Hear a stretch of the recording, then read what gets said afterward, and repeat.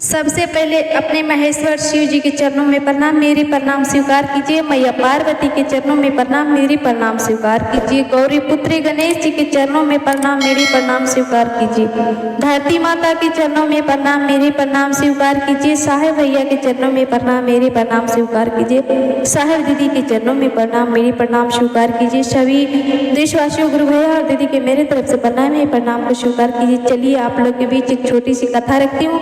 कथा की अंत तक जरूर सुनिए और कथा कैसी लगी कमेंट बॉक्स में जरूर बताइए। गुरु भैया और दीदी आप कहाँ से भी देख रहे हैं, आप अपने एड्रेस भी बताइए कि आप कहाँ से देख रहे हैं, बिहार से देख रहे हैं कि कहाँ से देख रहे हैं। अपने कमेंट बॉक्स में पता जरूर लिखिए और शिव गुरु से नेह लगाइए। अपने महादेव को पुकारिए, महादेव जी से जुड़िए, एक दूसरे गुरु भैया को जोड़िए। महादेव जी से जो भी कष्ट कहेंगे सब दूर करते हैं और महादेव जी पर भरोसा रखिए, क्योंकि इस दुनिया में कोई किसी का साथ नहीं देने वाला है। अंत हुआ अच्छा है पहले, जब देंगे तो महादेव ही साथ देंगे, भगवान ही साथ देंगे। तो इसलिए महादेव से जोड़िए और चलिए कथा सुनिए। कथा कैसी लग रही है आप लोग जरूर अपना अपना राय दीजिएगा।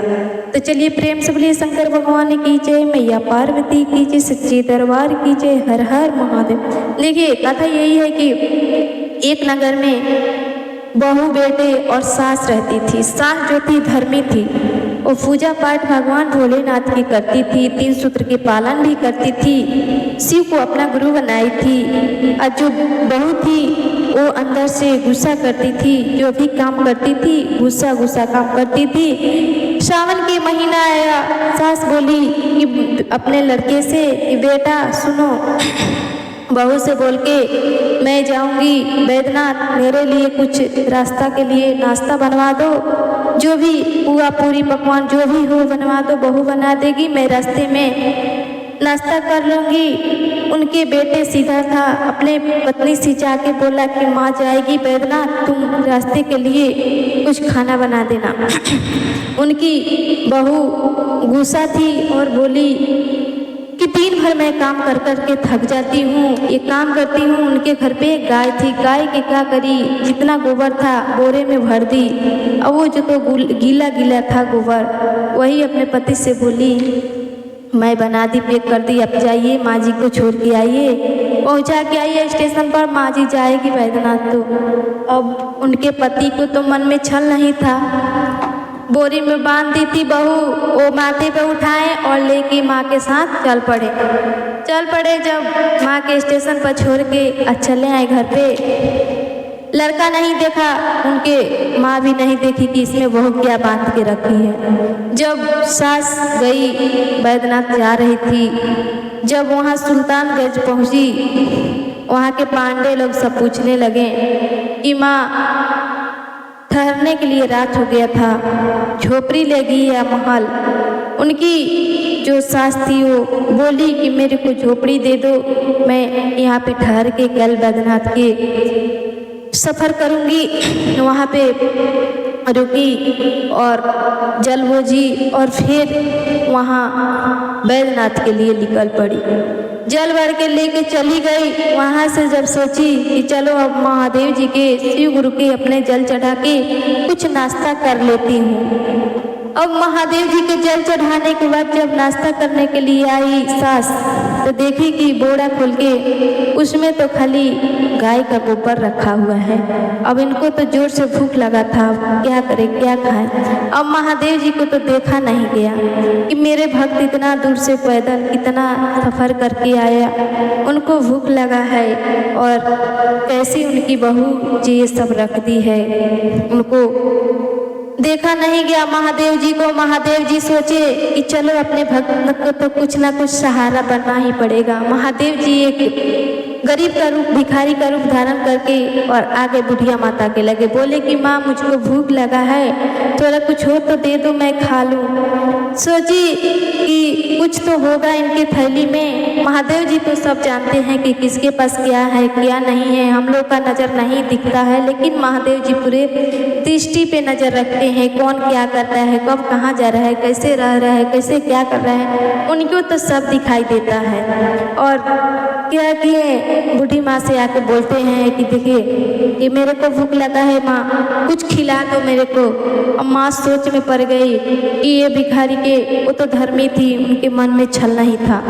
सोची कि मैं क्या खिलाऊं। तब वही लड़का आके बोले कि माँ एक लोटा जल पिला दो। जब जल लेने के लिए गई बूढ़ी माँ, उसी समय महादेव जी उनके बोरे में सुंदर सुंदर मिठाइयाँ भर देते हैं, सुंदर सुंदर फल रख देते हैं। जब आके देखती पानी पिलाने के लिए जब देती है, तब तक वहाँ से भगवान भोलेनाथ वहाँ से चले जाते होंगे।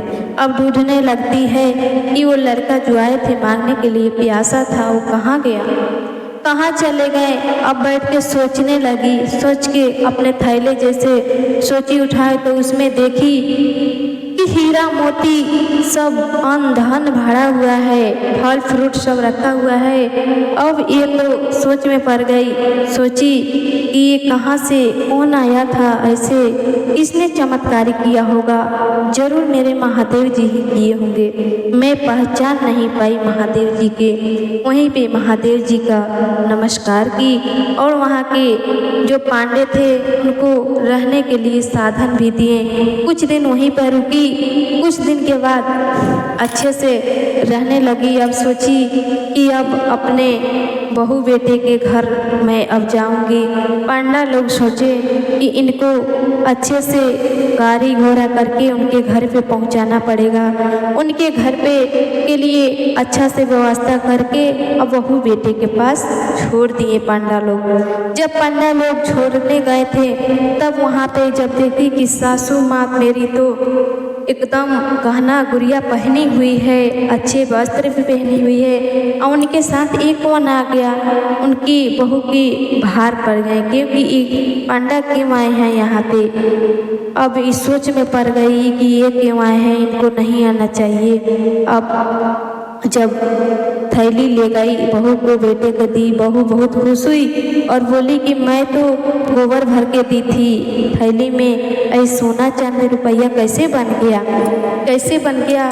क्योंकि वो तो सास जो थी धर्मी थी, महादेव जी के भक्त थी, तो महादेव जी अपने भक्त को कष्ट में कहाँ से देख सकते हैं। अब इधर जब बहू देखी, उनके मन में लालच आ गया, मन में लालच आ गया कि चलो मैं भी अपने माँ के भेजती हूँ बैद्यनाथ। बैद्यनाथ जाएगी तो वो भी धन दौलत लेकर आएगी और अमीर बन जाएगी।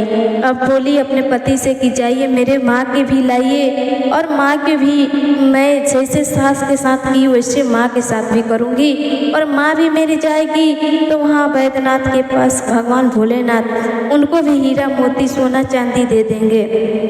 अब तो जब उनकी सास आई, अब उनकी बेटी क्या की, गाय के गोबर बोरे में भर के अपने पति से बोली कि जाइए मेरे माँ को बैद्यनाथ छोड़ के स्टेशन पर पहुँचा के चली आइए, मैं बैद्यनाथ चली जाएगी। जब गई उनकी सास, जब सुल्तानगंज पहुँचती है जल भरने के लिए, वहाँ पे जब रात हो गया तब पांडा लोग पूछने लगे माँ आपको झोपड़ी चाहिए या महल। वो बोली मैं झोपड़ी में रहने वाली हूँ, तुमको दिखाई नहीं दे रहा है, मेरे को महल चाहिए। उनकी जो लड़की की जो सास थी, माँ थी, वो महल चाहिए, उनको महल दे दिए पांडा लोग। जब रात बीत गई, सुबह हुई, बैद्यनाथ के लिए सफ़र करने लगी। बैद्यनाथ वहाँ पहुँची, जल चढ़ा के सोची कि मैं खाना खा लूँ। बोरे में जब देखी कि मेरी बेटी क्या रखी है, अच्छी अच्छी पकवानें रखी होगी। जब महादेव जी सोचे कि चलो इनसे भी पूछता हूँ, मेरे को भूख लगा है, क्या देती है खाने के लिए, खाने के लिए क्या दे रही है। जब गई बैद्यनाथ वहाँ पे जल चढ़ा के महादेव जी जब आए तो बोलने लगी, मांगने के लिए महादेव जी आए कि माँ मेरे को भूख लगा है, कुछ तो दो खा लूँ। बोलने लगी कि मेरी बेटी पुआ पूरी बना के दी है मेरे लिए कि तेरे लिए, जाओ यहाँ से भागो। महादेव जी को बेलगा दी। भिखारी कहाँ से चले आते हैं, और महादेव जी तो सब देखते हैं कि कौन क्या करता है, कौन किस भाव से आया है मेरे को जल चढ़ाने के लिए। महादेव जी तो दुनिया के मालिक हैं, वो तो सब जानते हैं। जब थैली खोलती है तो देखती है उसमें से कि हाड़ा बिन्नी बिच्छू सांप इनको डस लेते हैं, और जितना उसमें हरा भी नहीं था। अब उसी समय वो सुअर बन जाती है। सुअर बनने के कारण अब वन वन भटकने लगती है। वन वन भटकने के लिए अब सारे पांडे वहाँ के बोलने लगते हैं कि जो एक औरत आई थी वो क्या रानी बन के यहाँ से गई, ये कहाँ से आ गई कि ये बन के सुअर बन के जा रही है, कैसी पापी है, सबको पांडा लोग को नाश के रख दी है, कैसे पापी आदमी है ये, कहाँ से आ गई। अब कुछ दिन बीता, इधर बेटी राह देख रही कि माँ अभी तक बैद्यनाथ से लौटी नहीं। कुछ दिन जिया नहीं माना, अपने पति को भेजी कि जाइए मेरे माँ को बैद्यनाथ से लेके आइए। जब पति गए वहाँ बैद्यनाथ तो बोले कि मेरी सास कहाँ है। पंडा लोग कहने लगे यहीं पे बैठो, तुम्हारी सास शाम तक आ जाएगी, बन बन इधर उधर भटक रही होगी और सुअर बनी होगी। अब देखे जब वो भयंकर सुअर बन गई थी, देख के बेचारा डर गए कि ये सास मेरी कैसी हो गई, कैसी आई थी कैसी हो गई। अब उनको एकदम पिंजरा में बांध के उनके घर पे पहुंचाया गया। अब इधर उनकी बेटी जब देखी तब पूछने लगी अपने पति देव जी से कि मेरी माँ को क्यों नहीं लाए। तो उनके पति देव जी बोलते हैं जाओ, उसी पिंजरा में है तुम्हारी माँ, अगर बाहर निकाल दिया जाएगा तो सबको काटने लगेगी, दौड़ने के काटेगी। अब इनकी बहू देख के डर जाती है।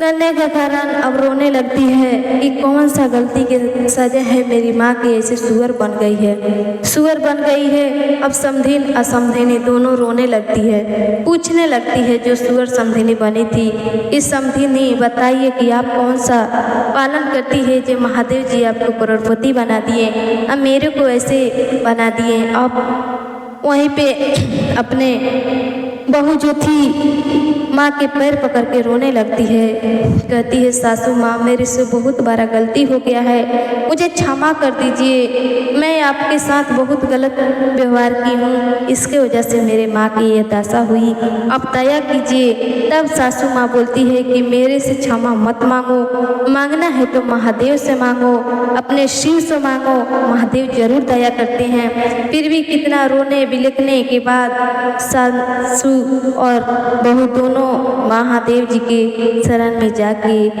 पैर छू के प्रणाम करते हैं, महादेव जी से दया मांगते हैं कि मेरी समधिनी के ठीक कर दीजिए। हे महादेव, अगर हमारे देश से ये अपने देश जाएगी, लोग ताना मारने लगेंगे कि ये कैसी अपनी बेटी के पास गई थी या कैसी लौट के आई, तो इसलिए हे महादेव इनको जैसे पहले थी वैसे बना दीजिए। तो देखिए गुरु भैया और दीदी, किसी के साथ जैसा व्यवहार करेंगे वैसा ही अपने सामने आएगा, तो इसलिए किसी के साथ गलत व्यवहार ना कीजिए। अब उनकी सास जो थी लड़का के, वो भी सुअर से एक इंसान का रूप जैसे पहले थी वैसे बाद में हो गई। तो देखिए कथा से यही सीख मिलती है कि देखिए कोई भी बेटी बहू को अच्छा सिखाइए, अच्छा कोई किसी का माँ है तो किसी के साथ गलत मत कीजिए, जो भी कीजिए अच्छा